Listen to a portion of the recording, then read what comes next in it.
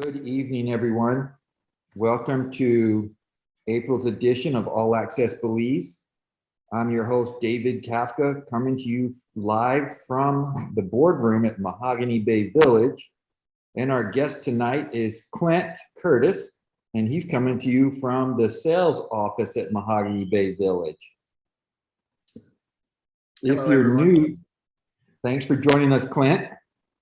Happy to be here. Thanks for the invite.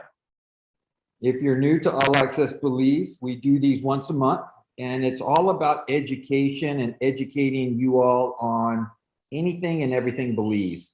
We take your questions, and we do ask you, so I'm not toggling between the chat box and the question and answer box.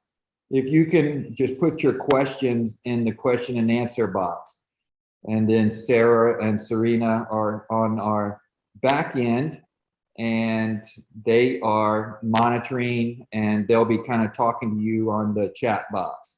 So welcome, everyone. Again, I'm David Kafka. If you're new, I am the broker owner of Remax First Choice Belize.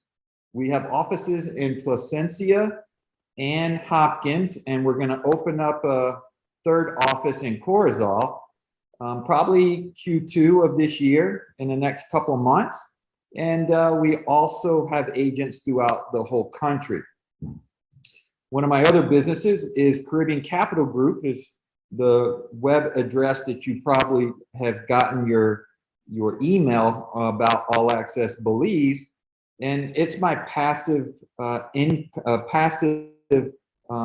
you can, I'm drawing a blank here. It's where you can invest passively. I'm an asset manager, so I put deals together where you can invest here in Belize passively. And then if you want to be active, we can take care of you here. And also, as you know, I'm the sales manager at Mahogany Bay Village here in San Pedro. So I wanted to invite you. I'm glad you're here. We're going to take your questions. So anytime you feel like a question, just throw it in the question and answer box. And to get started, we're going to introduce Clint. We kind of introduced him already, but Clint, talk to us about where you're from. Tell us a little bit about your story, how long you've been in Belize. Are you married, single? Just tell us a little bit about yourself. Okay.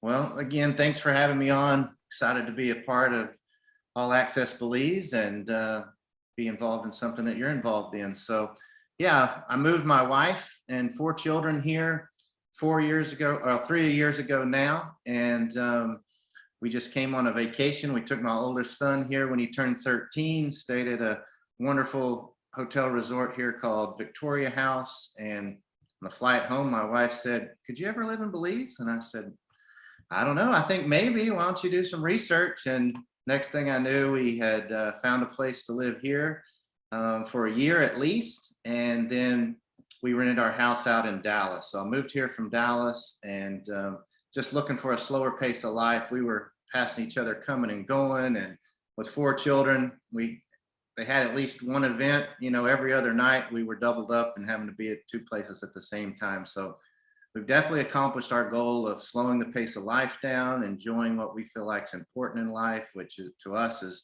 friends and family, and spending time outdoors and learning a new culture. And it's just been a great adventure for our family.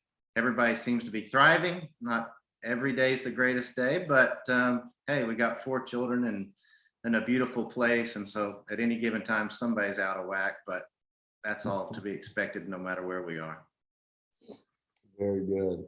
Have you noticed that common theme? It seems like a lot of people, they come on vacation, fall in love, and they want to go back and forth for a little bit, and then they end up moving here.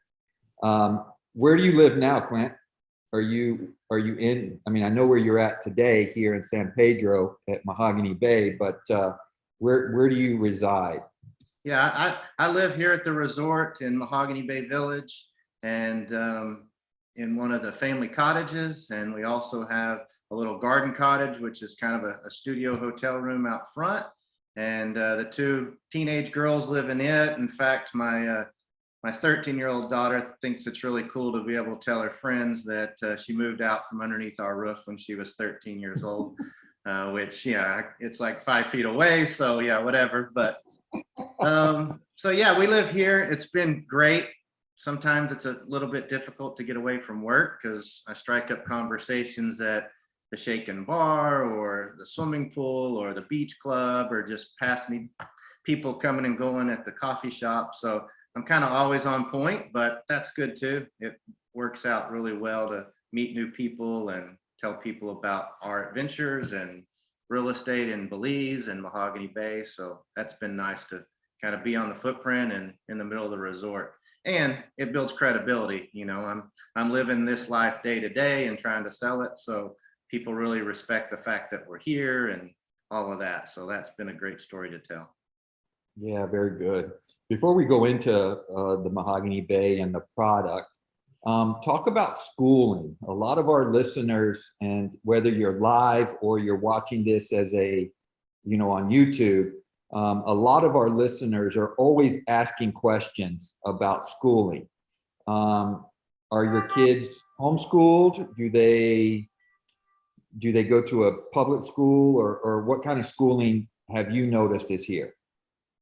Yeah, well, that was one of the things that really drew us to San Pedro and the island of Ambergris Caye was a cute little school here called the Island Academy. And it was started 26 years ago by the family that started Bellican Brewery in Belize. And they've been involved in lots of other things around Belize and definitely on the island of San Pedro. And started 26 years ago and was a beautiful beach location in the heart of San Pedro. And here recently, this last year, moved to Mahogany Bay. So that's been, if it was going to be anywhere else besides the beautiful beach slot, we want it to be here at Mahogany Bay. And so convenience wise, it's wonderful. But 3 of my 4 children have attended the Island Academy. It goes through the US equivalent of 8th grade. And it's just a sweet little school with like 85, maybe 90 students total. And my friends are always like, what's it like to live in Belize? And what's the school like? And do your children have friends in class and all that? Do they have a lot in common with their friends in class? And I said, you know what? One thing that they all have in common is they don't have a lot in common. So in a small school, in a small island, you can't be super picky about who your friends are going to be, or you'll find out you don't have a whole lot. So everybody's super welcoming to one another and just kind of accept each other for who they are and where they've been. There's students from Europe and South Africa and Canada, US, of course, as well as Belize. So it's just a great mixing pot. And my children have really loved it. The teachers are all US and European accredited teachers. So that's been nice, and it's fit really well. For high school, we've chosen to do an online school, which is a true online school. They don't have a brick and mortar building. And we just did that just for, accreditation and being able to get into universities and colleges when that day comes. So my oldest daughter is finishing up her junior year and will probably graduate at semester next year. So she's got, 1 full semester left. She's begun her college search, and we're excited about the opportunities she has on the horizon. So, Man, that's awesome. Now, what if they didn't want to do homeschool for high school? What are some of the other options? well, there is a San Pedro High School here on the island, and many, students or children on the island attend there. I think, in all honesty, it probably leaves a lot to be desired as far as what we feel like a curriculum would be for our children and probably many of the people who are tuning in today. But it is an option. Other families we've heard of have chosen to send their children to schools on the mainland. They either do the water taxi every day, which is an hour and a half both ways. And so that's one option. Others we've heard have gotten, a little flat or some apartment to rent, and just a couple of families will do it. Mom and dad will stay with some of them for a week and then come back on the weekends, and then a rotation of another set of parents may go and stay with them. So that isn't what we chose to do, but it is what some have done on the island. But we just, we were trying to maximize our time with one another. So that this has been great for us. Yeah, good, very good.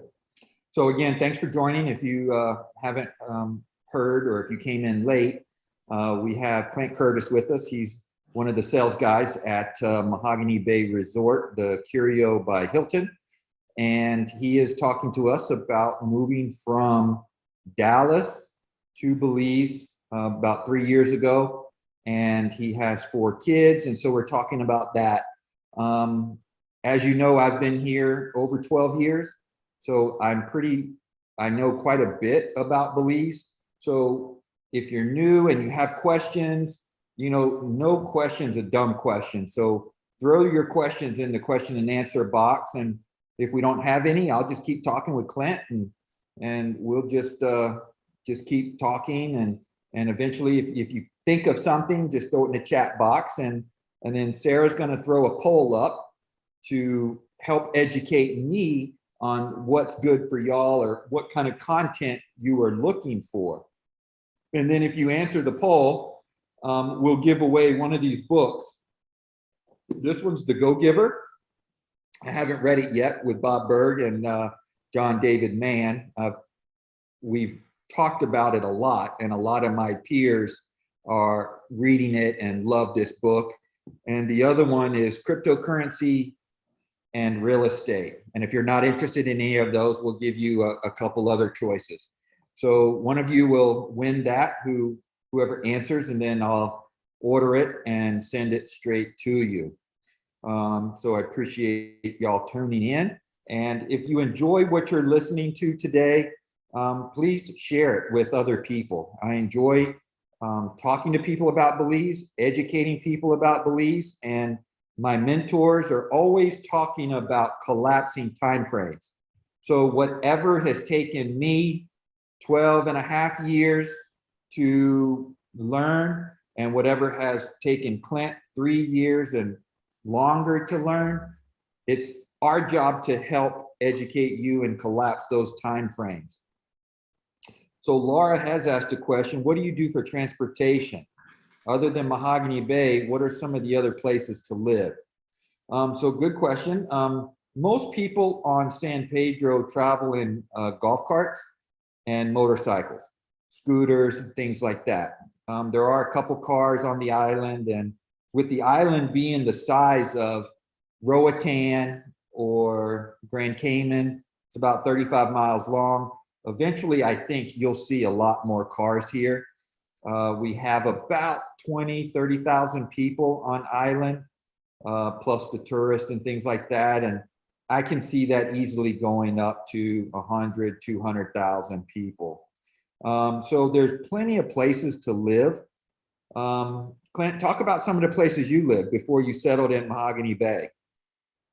Yeah, so originally we were, like I said, our original plan was to be here for 1 year. Whether it was great, wonderful, we were going to stick to it for 1 year. Even if it was going to be bad, it was going to be a good learning experience, we felt like, either way. So we were committed to being here for a year, and we've had opportunities to see the island from several different vantage points. We originally said, okay, we want to be beachfront, we want to rent a nice house and kind of do this right, is what our thinking was. And we did it. We rented a great home. It was very difficult to find a home to rent long-term. This was pre-COVID, right?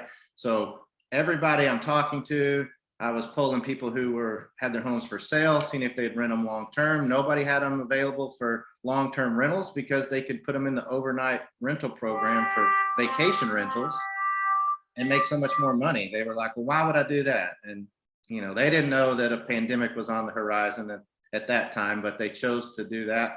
I ended up having to pay my lease up front. A 1 year lease I paid up front. That was the only way I could get anybody to pull the trigger with a long-term lease for me. So we did that, and that was great. We ended up getting out of it before the end of our lease because we had another opportunity to do something else, and the owner, it had changed hands while we were renting there, and the owner wanted to do a remodel on the unit. So he was helping us, we were helping him. One of my friends that we had met in Dallas just simply because we were exploring Belize prior to moving here. We met her. Her and her late husband started a little resort called La Perla, north of the island. So every time we say something's north of Belize, that's north of the bridge. You measure it in miles north of the bridge. And kind of a funny thing is nobody really has an address here. So our first home was Debbie's Beach House, 2.5 miles north of the bridge, San Pedro, Belize. That was our address. And pretty hilarious, but that's what it was. Anyway, our friend, now COVID has happened, and our friend was like, hey, we're really concerned about leaving our resort unattended. There's 12 units. We'd love for you to live in our unit, which was amazing. It was on the beach. It was 5 bedrooms, like 4,500 square feet. And my family had full access to the whole little resort. We had a security guard and maintenance crew and a swimming pool and all this to ourselves. So it was really fun. We stayed there and helped kind of house sit and watch over the resort for her for a while. And then the airports were closed down in Belize because of the pandemic. And my children were wanting to get back for a summer camp. And the US Embassy was putting together what they called repatriation flights at the time. And you would sign up to be on one, and then literally they would send you an email 48 hours before takeoff and said, do you want to be on? You had to pay for it, but do you want to get on it? And my kids and my wife left because we thought, the airports aren't going to be shut down for much longer. They're going to go to camp, and we're getting there a little bit early. We're going to have to go 6 weeks without seeing each other. And it was 5.5 months later before they reopened the airports and I was able to see my family again. So that was hard. But in that time, we moved from helping at the little resort to a place on the backside of the island, which is the west side, the lagoon area. We were in a little place called Mara Laguna, which is a little development. And there's single family homes back there. A lot of them are Airbnb, VRBO, and we were able to do a long-term lease there. And that was it was really close to town. We loved the proximity, and it was just neat to be on the lagoon side for once. So we did that for a while. And then I had been talking with Mahogany Bay, and Mahogany Bay ended up making me an offer to go to work for them doing sales. And at that time, part of that compensation was coming on board and getting to live here at Mahogany Bay. So we've loved it, just the different aspects that we've seen with each place we've moved from. And in 3 years we've lived in 4 different locations, so we're pretty well versed in how different spots feel and what amenities and things those areas offer. So it's been great. Very good. So there's definitely a lot of places you can live here, depending on what you want and budget. So I see, Sarah, you have want to answer a question live for somebody? Yeah, so I'll just say again, some questions are coming in through the chat, and I'm encouraging people to post them in the Q&A tool. So just FYI, there's a button at the bottom of your screen that says Q&A. That's a better place to post your questions, but I'll ask some of these live. Okay. And I can check the chat box too if you want. Okay. Go ahead. When is hurricane season? And are there direct flights from the US? Yeah, good question. So hurricane season is kind of the same as in the US. It starts June 1st, and then it goes all the way to December 1st, I believe. But really, the Belize hurricane season is more toward the latter part of that. The hurricanes that come like around Africa and all that, they can't come to Belize because, they can't basically go, south. They have to go north. So the ones that form in the Caribbean, those are the ones we have to watch out for. I do have a slide or a document that talks about the top 52 areas that have the most hurricanes. And guess what country is not on there? It's Belize. So there's places like Savannah, Georgia, Bahamas, Cape Hatteras, North Carolina. So there are cities and states and countries where there are more hurricanes, and Belize isn't in the top 52. So good question. And what about I'll flights? add a little bit to that. We get the hurricane question a lot, and I always say, you know, we're on the golf course, but we're just not in the fairway. And like David said, if the hurricanes are starting to cross the Atlantic, then they just rotate and tend to go further north. If they start in the Caribbean, they typically just don't build up enough steam to be a major hurricane. So I looked it up because I get the question so often, and they've been tracking hurricanes since the late 1800s, and there's only been 2 major hurricanes that have hit the country of Belize since the late 1800s. So some say that's pretty good odds. Others say we're due for a big one. So take it for what you want, but that's what I've found out. So yeah, that's that piece of it. Very good, very good. And Cassie, you mentioned that y'all invested in development that went belly up in Placencia. I'd be curious to know which one. As y'all know or might know, I've spent most of my time in Belize, in Placencia, and the last 3-4 years, I've been back and forth. I still live in Placencia. I still have my house in Placencia. And I'm now split my time about 40-40. So about 40% in Placencia, 40% in San Pedro. And then, you know, I go back for my investor meetups and things like that. So that would take out, you know, the rest of the time. There are many flights to Belize. When you're thinking about investing in a country, you always want to know about airlift. And Belize is back to normal from before COVID. There are like 1 or 2 airlines that have not started back, mainly one of the Canadian airlines and Aeromexico, I believe. But we've added a few others like Frontier and all that. So we have direct flights from many cities.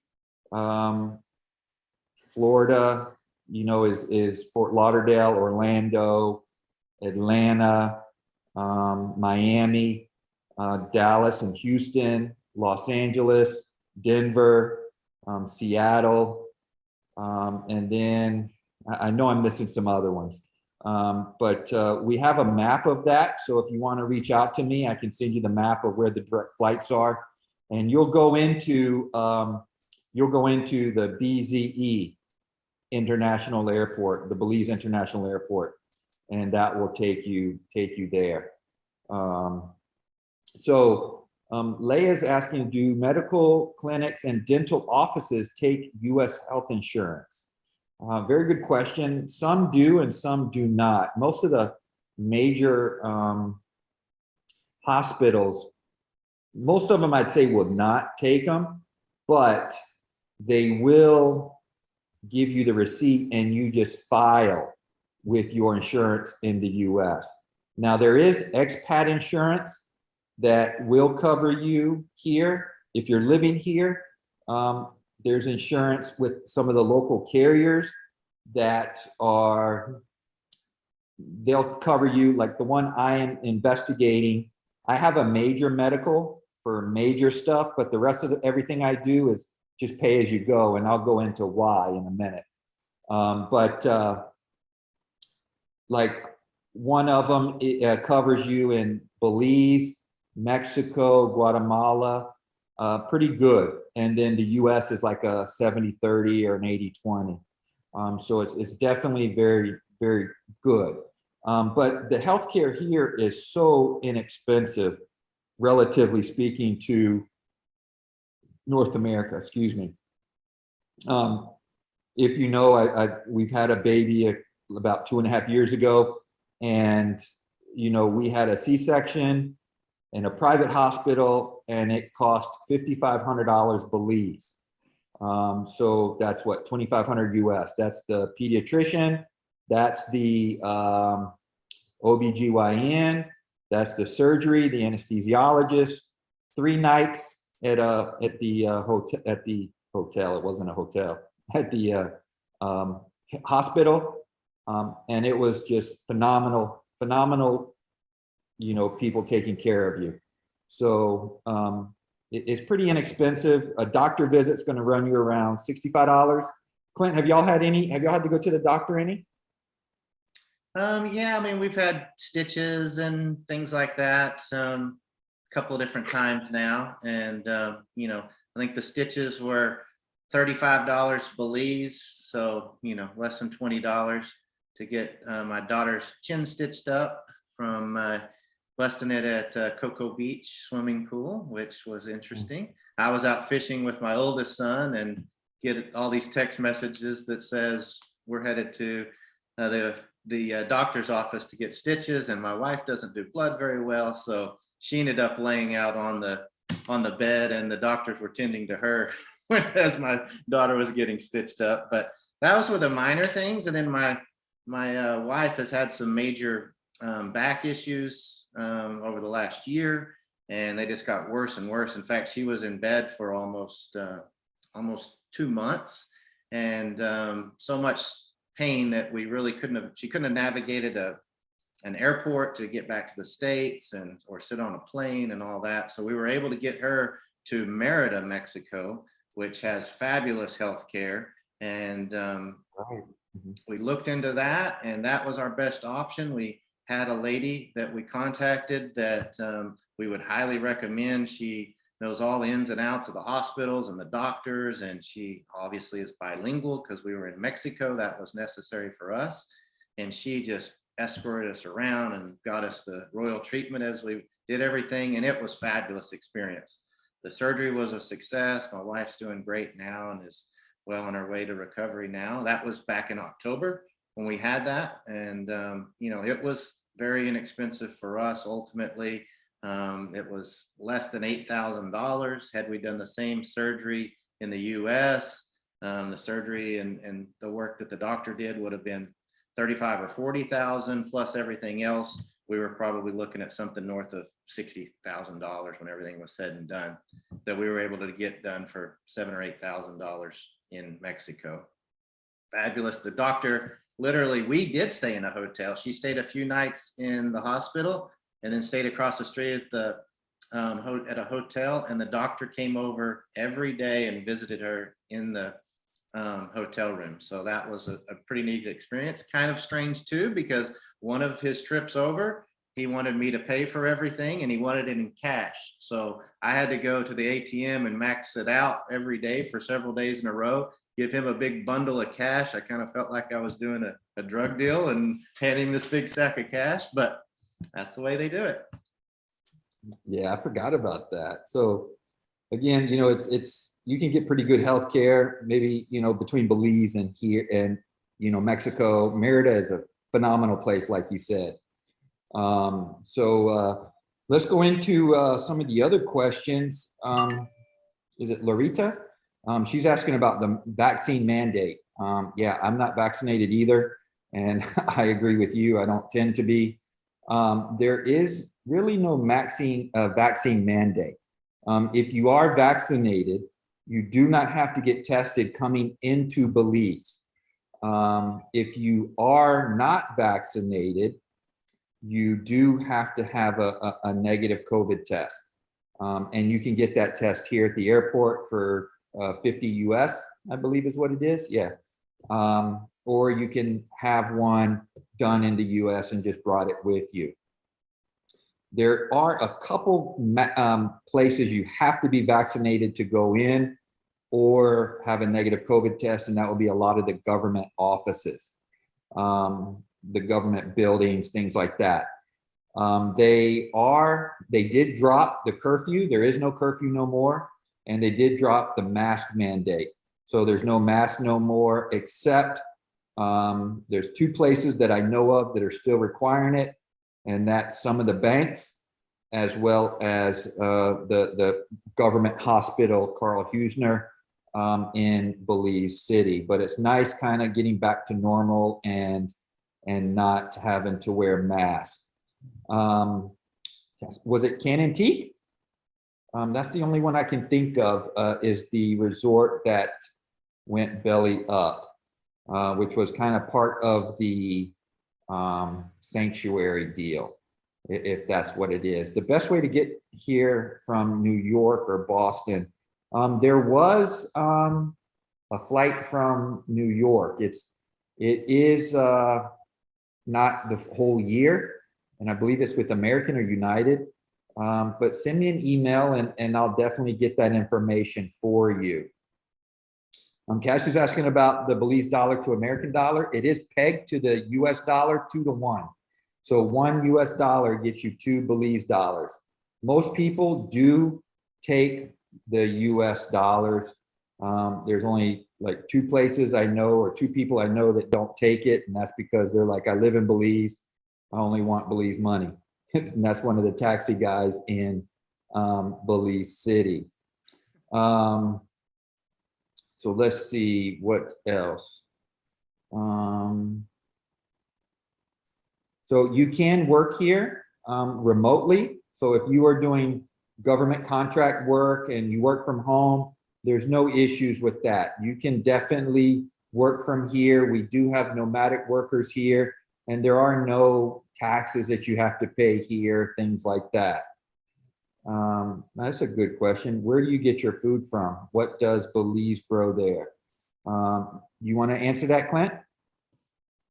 Yeah, this is another question I do get quite often. There's several different grocery stores on the island, so that's where we get kind of the normal grocery items that you would go to get milk and bread and chips and spaghetti and all those types of things. Beer and soft drinks at the grocery stores. They also sell wine and liquor at almost all grocery stores.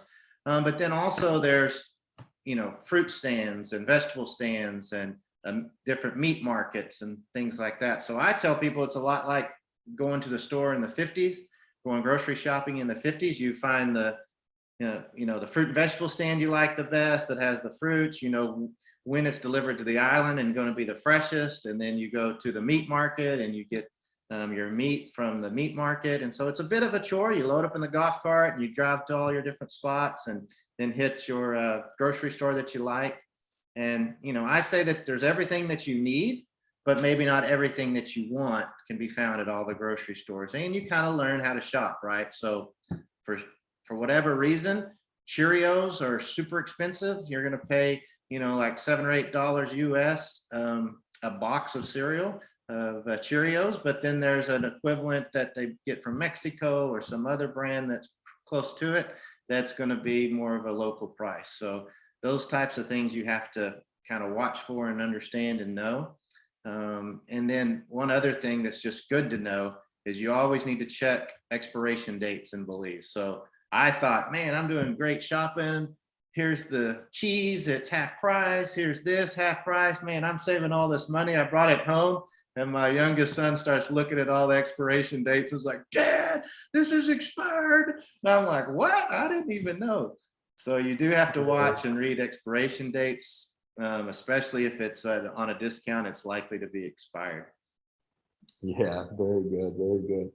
We do grow a lot of our food here. One thing we realized with the lockdown during COVID, we were still allowing cargo to come in, but we did grow. We were able to survive. We grow our own chicken, we grow our own beef, pork.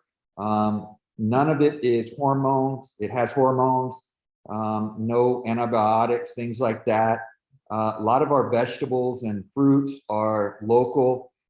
Things like strawberries we might get from Mexico, but majority of everything is grown here. Our own cheeses. There's no GMOs. There's no pesticides. They're very light pesticides on a lot of things. So majority of it is organic and very much healthy for you. Yeah, the address is a bit interesting. Most of it, we have a mailbox or a post office, and they'll post on Facebook when you get mail, or you just go there and check. San Pedro has a post office with PO boxes.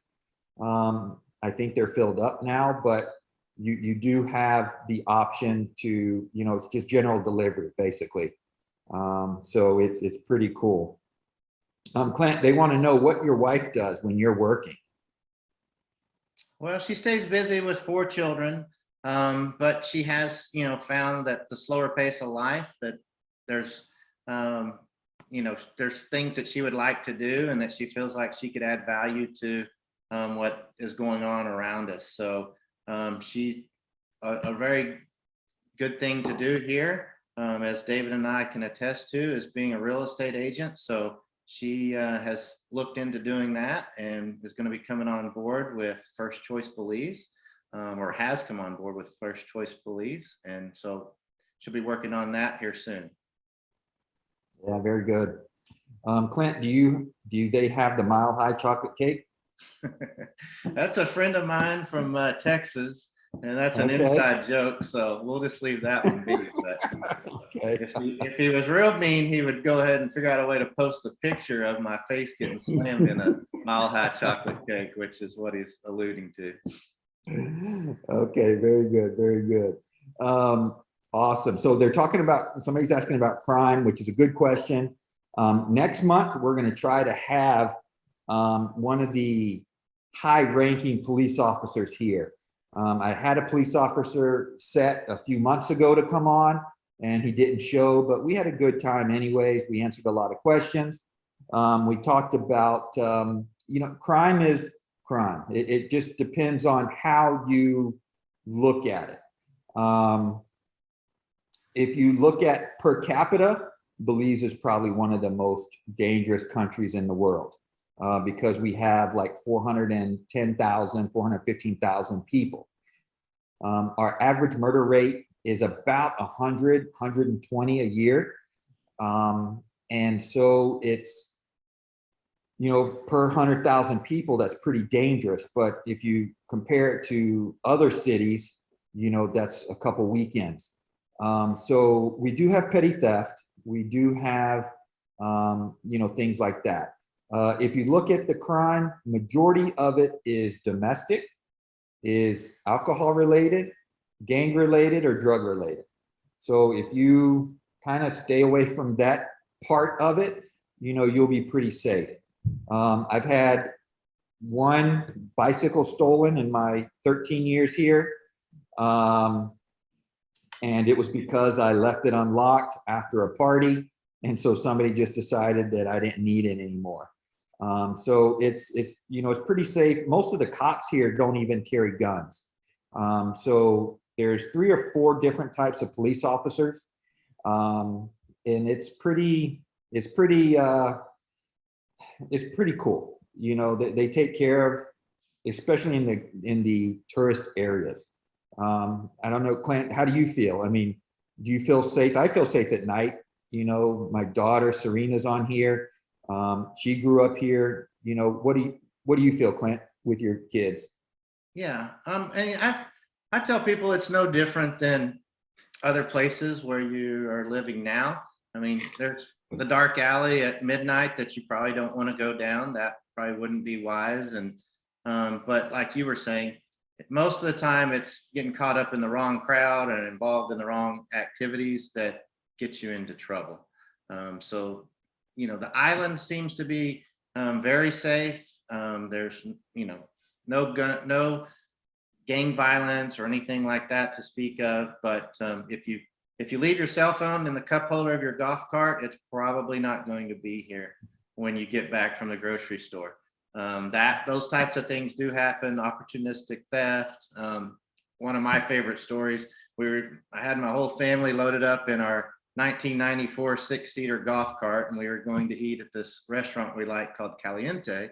And we see one of the local guys who's kind of always around asking for money and things like that. And we see him, and I had 2 Coke bottles sitting in the cup holders. And I saw him eyeball them when we walked by, and I told my children, I said, you watch, when we come back, these Coke bottles aren't going to be here. Sure enough, after dinner, we get in there, both Coke bottles are gone, because you can redeem them for 25 cents Belize per bottle, right? And so we keep them and recycle them and redeem them for money. And that's what he was doing. So I see him, he's walking by, right? And my whole family's now loaded up. And I said, hey, come here. I said, did you take my Coke bottles out of my golf cart? He said, no, I only took one. So I just thought, I didn't know how to come back to that. I didn't know. I still think he was being dishonest even at that, but at least he admitted to a half truth or whatever. But, you know, things like that happen. But as far as feeling safe, I've got 2 daughters, and I feel safe, you know, allowing them. My 18-year-old, she drives a golf cart and gets around, and I feel safe as long as I know where they're going, and, you know, no different than you'd want to watch out for your children and things like that, but in other countries. Yeah, I know Serena was 11 when we moved here, and we, you know, there was a couple times guys would hoot and holler at her when I'm even with her. I just go out and I say something to them, and, you know, next thing you know, they're like, oh, sorry, no disrespect, no disrespect, you know. You see kids like 3, 4, 5 years old going to the store alone. I never saw that in Charleston, where I lived. So I definitely feel it's safe, you know, but I also know that it's a small country, and if you want to get in trouble, we can kind of show you where you can get in trouble at. So I do have an Instagram account. Oh, I think Sarah put it in there. It's David Kafka. Clint, do you have Instagram? I do, but I have no idea what it is. But maybe we can send it out. I'll do some research on my own Instagram account. We'll put his email out there so you can reach out to him and ask him.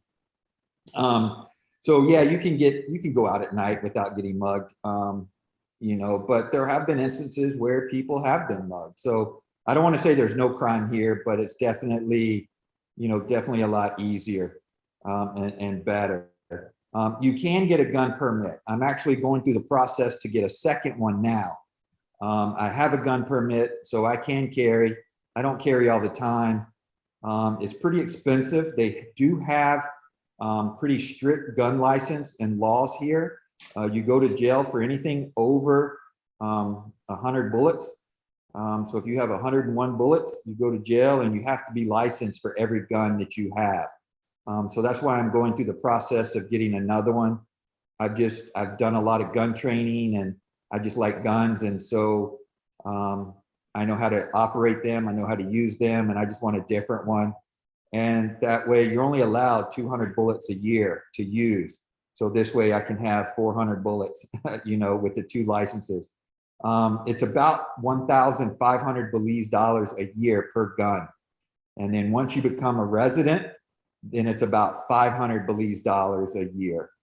And then now that I'm a Belize citizen, I only pay $75 Belize a year. So you can get it. The biggest you can get is a 9mm and under.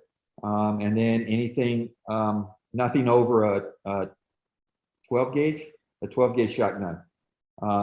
So is what you're allowed. So a 223 is really allowed. There's not too many of them, but there are people, you know, groups that, you know, that I belong to where, you know, we talk about going to the range and shooting and things like that. So you definitely can, you know, get a gun license if you want. I think that's all the chats, and we have about 20 minutes or so left. So Sarah will go ahead and, if she hasn't yet, put the poll up, and I'll go through the chat benefit. And there is, where do you buy guns? You can buy them here, or you can import it. The first one I bought is a CZ, which is a Czechoslovakian gun. And it is, I bought it here at one of the stores. My next gun's gonna be a H&K. It's a German gun, which is just my heritage. And then I'll probably get I don't know, a US one, like a Glock or something in a couple years. But they are expensive. So it's very expensive. It's about 125% duty on a firearm. So like my CZ about 10 years ago was about $2,400 Belize. And that was probably about a $300 gun back then. So definitely, you know, You don't need one, but if you want to bring one, you know, you can once you have a permit. Don't bring it without a permit. That'll definitely get you in trouble. Are there any shipping container homes there yet? Yeah, there are a few. Actually, I have a small resort in Hopkins, and one of our cabanas is a shipping container, and my bed and my office is a container. And there definitely are shipping container homes there as well. It's not too hard to bring dogs into the country. There's a permit, and if you send me an email, I can definitely get you that permit. If you're bringing it from the US, there is a health certificate you have to get, and in order to return it back to the US, you have to have the shots updated. There was some fraudulent stuff going on in Russia, and the CDC, with its infinite wisdom, put Belize and 100 other countries on the do not ship list. Excuse me, and that was where you couldn't bring dogs back into the US. But now they have changed that to where if the dog is in the US and you're coming to Belize for vacation or coming for a few months, you can take the dog back. So you can do that. You can order from Amazon. I order quite often. I'm about to order again. And with Amazon, you get free shipping. So you ship it to your shipper. So I ship it to Belizean Queen or Caribbean Belizean Queen. There's Cayo Cargo. There's several shippers. And you ship it there, and then they bring it once a month or once every 2 weeks. And you can bring it. And they usually charge per pound, including the duty. So usually it's about, you know, a pound, $1.25 a pound, $1.50 a pound. Let's see, in terms of building a home, how are resources currently with pandemic, lumber, tile, etc.? You know, the prices are going higher, but there's not much of a shortage here as you would think. We don't get a lot of our stuff from the US. We get a lot of treated lumber from the US, but a lot of other stuff comes from, you know, Mexico, places like that. When the price of plywood went sky high, here it wasn't that bad. We were getting it from Brazil, and it was fine. So there's no shortage here. So that's, you know, that's pretty good, but prices are going up. I was at the hardware store the other day, and an electrical can that he had used to could buy it for 50 Belize. Now he's paying 150 for it. Whereas I could have bought it for 50, he's now paying 150 for it, and it's now like 350 to buy it. So prices are going up for sure. What do you see in Mahogany Bay? Are prices going up on the homes there? You know, we haven't had a price increase in quite some time, but our margins have shrunk some. But we try to do everything we can to source, buy, ship, grow everything in Belize. So 93% of everything that we build with is sourced and bought and built in Belize. The only things that we don't do is like major appliances is pretty much the only thing. So that has helped us. There hasn't been the supply chain issues that the US has seen for most of our, you know, items that we need to build and do construction and furnish and outfit fixtures and things like that for our cottages and townhomes. But and then, you know, we try to, or we build from 5 different types of lumber, 5 different types of wood, all sustainably harvested from the mainland of Belize.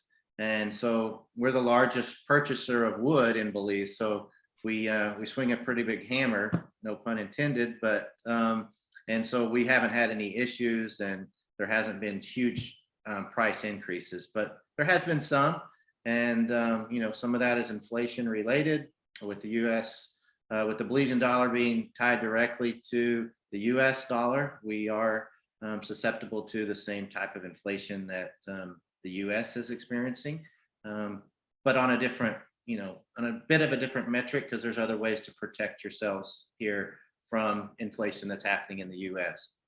But yeah, we haven't had major issues in supplies, but have had some. Good, good.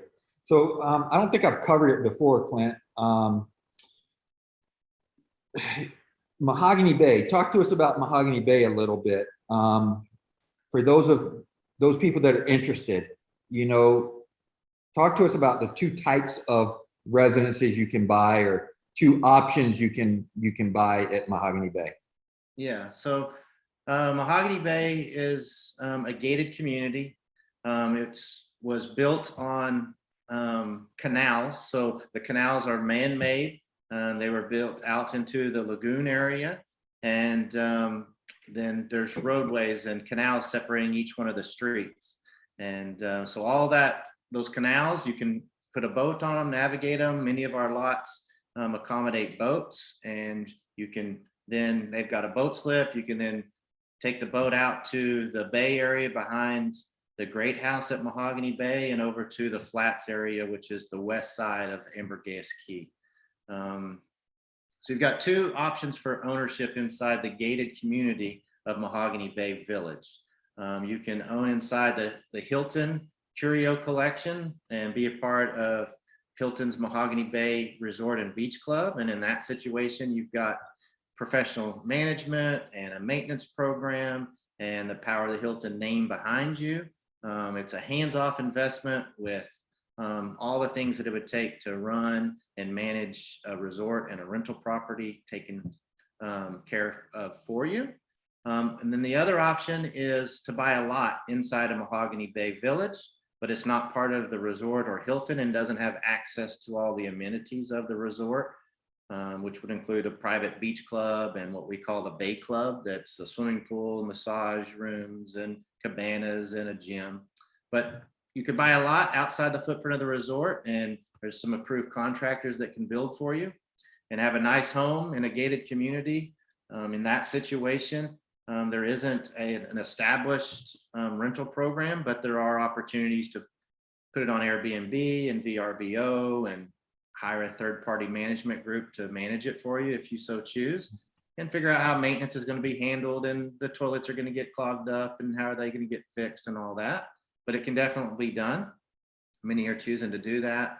But the resort itself is located on 3 different streets. It's Olive Street 2 and Olive Street 3 and about half of Street 4. There's 8 streets that comprise Mahogany Bay Village and that are currently in the process of lots being sold and development happening. So there's lots of things happening. It's really exciting to be a part of the growth that's happening here.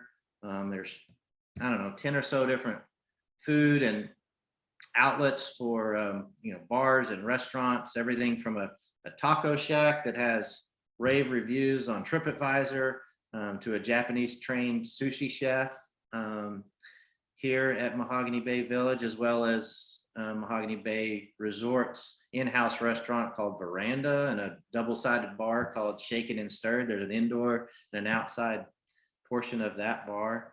It's just a fun place. You know, living here, we've got several different food options just that we can walk to at any given time. That makes it fun to be a part of the community and have a sense of community while living here or experiencing it here as a guest of the resort or staying in one of the Airbnbs. Awesome. Can you live full time inside the Hilton? And if you don't want to rent it out, can you live full time? Yep, you have the option of being in the rental program, or you can choose to rent full, you know, to live here full time and be a full-time resident. But even if you choose to be in the rental program through Hilton, you can still utilize your unit as much as you'd like for your own personal use or send your friends and family. So we don't limit how long you can stay in your unit. You own it. You should enjoy it how you see fit. And then when you're away, let your unit work for you and let us handle things for you while you're away. And the name of the game is putting heads in beds, and there's not very many groups that are better at doing it than Hilton. So. Very good. Very good. Thank you. So Carl's asking about Americans. Can they find employment? Do you want to take that question? Can an American come and find employment? You can. It's difficult. One thing that you have to have is a work permit to be able to work in Belize. So if you do that, you can get a work permit, and there's a process for doing it. It takes a while to get it or to get it figured out. But once you have that, then you can work in Belize. Belize I think, does a great job, and there's a reason for it. And it's that they're trying to protect the jobs for the Belizean citizens. And so you have to find a job that is, that you're otherwise qualified for, that a Belizean isn't, or that they haven't found somebody for. So you can't come to Belize and become a waiter or a bartender or something like that, which are really good professions in Belize. Some of us in the States kind of consider it a stepping stone, or as soon as I graduate, I don't have to wait tables or anymore. But many Belizeans, treat that as a long-term, this is my, long-term career. But for expats or foreigners coming, those types of jobs really aren't available to you. You have to have some specialized, or they have to have it advertised for a length of time and haven't been able to fill a position, and then it would be available to you as a foreign, foreign living in Belize. Exactly. Now, like what he was saying is, you can't come here and be a dive master. You can't come here and be a bartender. What you can do is start your own dive company and hire Belizeans to do that, or start a bar and have Belizeans do that. Of course, you can start it, because you have to grow it, but you do need a work permit to work in your own business there. Now, if you're working from home, let's say you're an accountant working at home for a company in the US, you don't need a work permit for that, because you're not working in Belize. You're working for the US, just overseas in Belize. English is the main language. Contracts are in English. Everybody speaks English. Majority of the people speak at least 2 languages. There's a Belize Creole, and then there's a lot of Spanish speaking, but majority of everybody does speak English. So that's, that's what's one of the pluses for Belize. Back on the working in Belize, the other option besides getting a work permit would be to become a permanent resident. And this is going to touch on becoming a citizen or a permanent resident. So the first step to becoming a citizen of Belize would be becoming a permanent resident. That's what I chose to do. It happened, like I told you earlier, when my family was away, and I stayed in Belize for 5.5 months without them. The thing about it is you have to be in Belize for 1 year with a maximum of being gone from the country for 14 days during that year. So I was able to qualify for that. And then you're a bit at the mercy of the system. So after being here for a year, 50 weeks out of that year being in Belize, then you can apply for your permanent residency and fill out all the paperwork and do the application process. They do an in-house visit. The police department does. They come into your home and just see where you live and interview you and talk with you. And you have to gather up quite a bit of information to supply to them. And then it's kind of a waiting game. And one thing in Belize is it's on a slower pace than what we're used to in the US. And there's oftentimes a couple of different routes that you can take to get to the same conclusion, but there's rarely ever a timeline. So one of my funny stories I like to tell is I would call and get an update on my permanent residency application. I wouldn't tell them my name. I would just give them my number so that they'd have to look into the system, pull it up by the number, and then feed me back information. So I at least knew I was in the system. They said, okay, Clint Curtis, blah, blah, blah. It's like, yep, that's me. I said, well, can you kind of give me a timeline, or, what to expect? How much longer is this going to take? It's already been 4 months. I've been waiting. And they said, well, we can't do that, because if we tell you a date, then you're going to try to hold us to it. And I thought, that's the mentality of kind of the way things go in this. Is just hurry up and wait. And they don't like to have timelines and all of that. But it was very interesting to just see that, well, you're going to try to hold us to a timeline. We can't commit to anything. So it just happens when it happens in Belize. That's funny. Laura, you do not have to apply for citizenship if you choose to live here full time. Many people never do. And like Clint said, you can't do it. You can't apply for citizenship unless you're here legally for 5 years.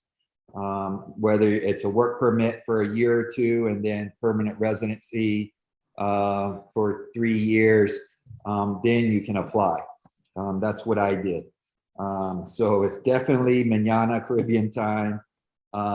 It's very easy to get citizenship here. I chose to do it just because I didn't want to be forced to move anywhere. I love being a US citizen. Don't get me wrong. There's just a lot of decisions they're making over there that I do not like, and I prefer to be here. I appreciate everybody for coming. I want to be respectful of Clint's time. Next All Access Belize is May 12th, same time, 6 o'clock Mountain Standard Time or 8 o'clock Eastern Standard Time. And we're going to try to have a construction update or the police inspector. So be one of those people. So this is being videotaped and recorded, and we will put it on my YouTube channel after some production, getting rid of the, my stuttering and my ums and all that. So thanks again, everybody. And again, thanks for watching. Clint, thanks for joining. Sarah, Serena, thanks for being on the back end. And again, if you are enjoying what you're learning, go back to some of the archived ones that are on my YouTube channel, and also spread the word. Don't keep all this goodness to yourself, as my friend Victor Minaj would say. Spread the word, and thank you, everyone. And have a safe Easter weekend. A lot of craziness is out there, so please be safe. And we will see y'all next month. Thanks, everyone. Thank you. Bye-bye.